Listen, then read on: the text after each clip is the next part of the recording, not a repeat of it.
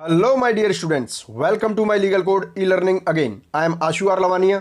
देखिए, आज हम जो डिस्कस करने वाले हैं वो टॉपिक बीते समय में काफी सुर्खियों में रहा है। जी हाँ, हम बात कर रहे हैं national population register, NPR short में बोलते हैं, और इसको हिंदी में बोलेंगे राष्ट्रीय जनसंख्या रजिस्टर। इसी के बारे में हम चर्चा करेंगे, पूरे डायनामिक एंड स्टैटिकल पोर्शंस के बारे में। बने रहिए इस छोटी सी वीडियो में till the end for maximum benefit. आज के वीडियो में मेरी वॉइस थोड़ी सी चेंज लग सकती है क्योंकि मेरी तबीयत थोड़ी सी ठीक नहीं है, तो I am sorry for that. चलिए टॉपिक स्टार्ट करते हैं आज का। तो हमेशा की तरह हम आज स्टार्ट करेंगे आउटलाइंस के साथ। We will discuss about. तो देखिए, सीधे सीधे इसमें सबसे पहले आपको पता होना चाहिए कि एनपीआर है क्या, इसके अलावा इसके उद्देश्य क्या है, इसको लागू करने का क्या प्लान है, क्या प्रोसीजर है, क्या प्रक्रिया रहने वाली है, इसके बारे में बात करेंगे।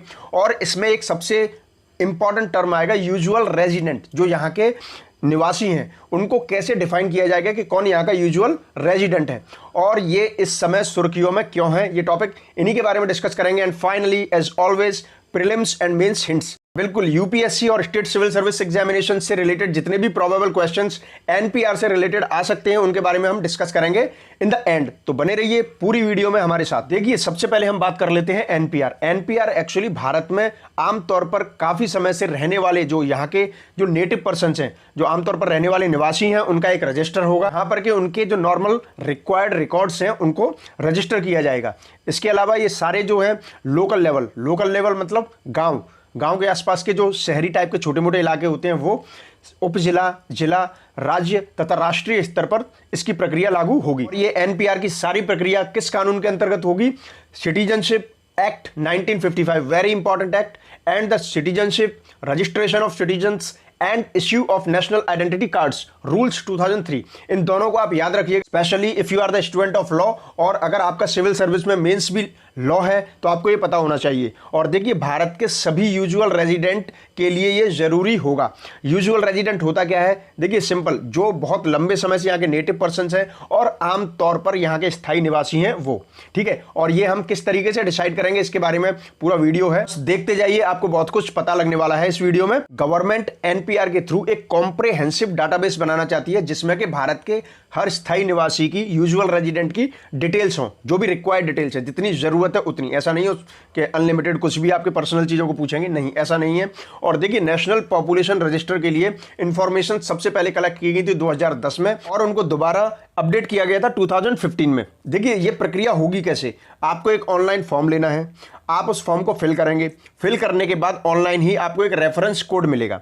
रेफरेंस कोड को अपने पास रखना है। आपके पास कुछ वक्त बाद आपके फील्ड का एक सुपरवाइजर आएगा जो इसी काम के लिए अपॉइंट किया गया होगा। जब वो विजिट करेगा आपको, तो आपको वो रेफरेंस कोड मांगे जाने पर उस ऑफिसर को देना है। उसके पास एक मोबाइल ऐप होगा जो गवर्नमेंट अप्रूव्ड होगा और उन्हीं के लिए अलाउड होगा। ये मोबाइल ऐप बनाया ही इसलिए गया है जिससे कि पूरी एक्सरसाइज इसी से कंडक्ट की जाएगी। जैसे ही वो आपका रेफरेंस कोड उसमें पुट करेंगे तो आपकी जो भी बेसिक डिटेल्स हैं जो आपने ऑनलाइन और एप्लीकेशन फिल करते में उसमें पुट की थी, वो उसके सामने आ जाएंगी। और इसमें वेरी इंपॉर्टेंट, जिससे कि आपको थोड़े से मिसकंफ्यूजन ज़्यादा हो जाते हैं, नो बायोमेट्रिक्स और डॉक्यूमेंट्स आर रिक्वायर्ड। मतलब कि बायोमेट्रिक्स जैसे थंब इंप्रेशन होते हैं, आई स्कैन होता है, हार्ट बीट स्कैन होता है, they are so many biometrics, इनकी तथा डॉक्यूमेंट्स, आपके किसी डॉक्यूमेंट्स की वहां पर जरूरत नहीं पड़ेगी। इसका मतलब वो आपसे इन चीजों की डिमांड नहीं करेंगे, ना आपको ये चीजें देनी है। देखिए, अभी तक तो यही इंफॉर्मेशन है, अगर आगे अपडेट होती है तो मैं आपको बताता रहूंगा, डोंट वरी अबाउट दैट। अब यहां पर एक सबसे बड़ा क्वेश्चन आता है कि हम तब से बात कर रहे हैं यूजुअल रेजिडेंट,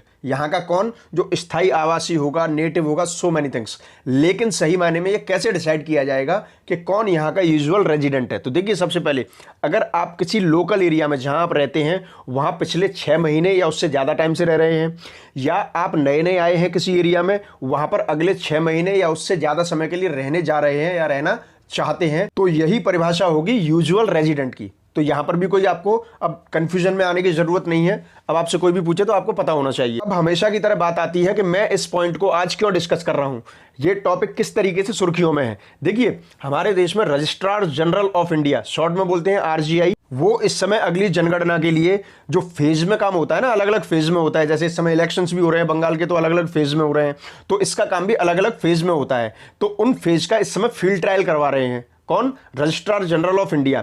और देखिए, इसके लिए वो एक मोबाइल ऐप का यूज कर रहे हैं, उसी के थ्रू वो अपने नेशनल पॉपुलेशन रजिस्टर का डाटाबेस तैयार करेंगे। और इस ऐप में होगा क्या, देखिए सिंपल एक क्वेश्चनेयर होगा जिसमें कि कुछ क्वेश्चंस होंगे। उन क्वेश्चंस के माध्यम से हाउस लिस्टिंग, हाउसिंग सेंसस और एनपीआर मतलब कि राष्ट्रीय जनसंख्या रजिस्टर से रिलेटेड उन्हें जितनी भी इंफॉर्मेशन चाहिए होंगी रिक्वायर्ड, वो इस क्वेश्चनेयर के माध्यम से वो रिसीव कर लेंगे और अपना डेटाबेस तैयार करेंगे। अब हम आते हैं the most important slide, prelims and mains hints. देखिए इसमें कुछ क्वेश्चंस हैं, जैसे कि यूजुअल रेजिडेंट को कैसे डिफाइन करेंगे, ठीक है, एनपीआर मतलब कि वही नेशनल पॉपुलेशन रजिस्टर कैसे प्रिपेयर किया जाएगा, और भारतीय संविधान के अनुसार भारत में नागरिकता पाने का क्या प्रोविजन है, आप कितने तरीके से भारतीय नागरिकता के लिए अप्लाई कर सकते हैं, सिंगल वर्सेस ड्यूअल सिटीजनशिप। आपको पता होगा कि भारत में एकल नागरिकता का प्रावधान है और अमेरिका में ड्यूअल सिटीजनशिप का प्रावधान है, इसके बारे में भी आपको डिस्टिंग्विश करना आना चाहिए। About RGI, RGI stands for Registrar General of India. And finally mains link है आपका, जो हिंट में देना चाहता हूं, why do states oppose to the collection of data under NPR, discuss. यहां पर देखिए आपको डिस्कस करना है कि राज्य जो होते हैं एनपीआर के थ्रू जो डाटा कलेक्ट किया जाएगा अलग अलग राज्यों के लोगों का, यानी कि पैन इंडिया का, तो उसका अपोज क्यों कर रहे हैं, इन सारी बातों पे आपको डिस्कस करना है। तो यही रहने वाले हैं प्रीलिम्स एंड मेंस के लिए प्रोबेबल क्वेश्चंस। अगर आप इस समय कोई भी मेंस या प्रीलिम्स देने जा रहे हैं तो आपको ये सारी चीजें सुर्खियों की या करंट की आनी चाहिए। और इसके साथ साथ अगर आप और भी कोई तैयारी कर रहे हैं कॉम्पिटेटिव एग्जाम्स की इंडिया में, तो आपको ये चीजें पता होनी चाहिए। ऐसा नहीं है कि प्रीलिम्स और मेन्स के लोग ही इसे पढ़ेंगे। तो फाइनली ये था एवरीथिंग अबाउट एनपीआर। अगले वीडियो में मिलते हैं किसी नए हॉट टॉपिक के साथ। तब तक वीडियोस को लाइक कीजिए, कमेंट कीजिए, वो शेयर भी कीजिए, सब्सक्राइब कीजिए my Legal Code e learning. Thanks, good luck and bye bye.